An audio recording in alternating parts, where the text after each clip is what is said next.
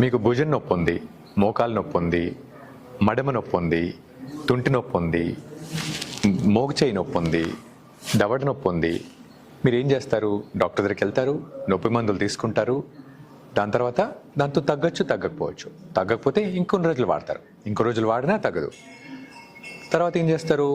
Doctor దగ్గరికి వెళ్తే injection ఇస్తారు. ఆ జాయింట్లో కానీ ఆ నొప్పి ఉన్న చోట కానీ ఇంజెక్షన్ ఇచ్చి తగ్గిందా లేదా అని చూస్తారు. ఎటువంటి ఇంజెక్షను? స్టిరాయిడ్ కానీ పిఆర్పి కానీ ఇస్తారు. కొందరికి తగ్గుతుంది, కొందరికి తగ్గదు. కొందరికి ఏమవుతుంది? వీటి దేంతో తగ్గకపోతే ఆపరేషన్కి వెళ్తారు.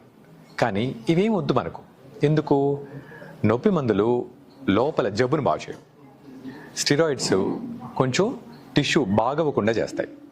పిఆర్పి పని చేయొచ్చు, పని చేయకపోవచ్చు. ఆపరేషన్ చాలాసార్లు అవసరం ఉండదు. మందులు లేకుండా, ఇంజెక్షన్ లేకుండా, ఆపరేషన్ లేకుండా లోపల మీ గాయాన్ని కానీ, మీ దెబ్బని కానీ, మీ వాపును కానీ, భుజంలో, మోచేతిలో, మోకాల్లో, తుంటిలో, రిస్ట్లో, నడుములో, మెడలో ఉన్న ప్రాబ్లమ్స్ని బాగు చేయడానికి అంటే గుచ్చరు, ఆపరేషన్ చేయరు.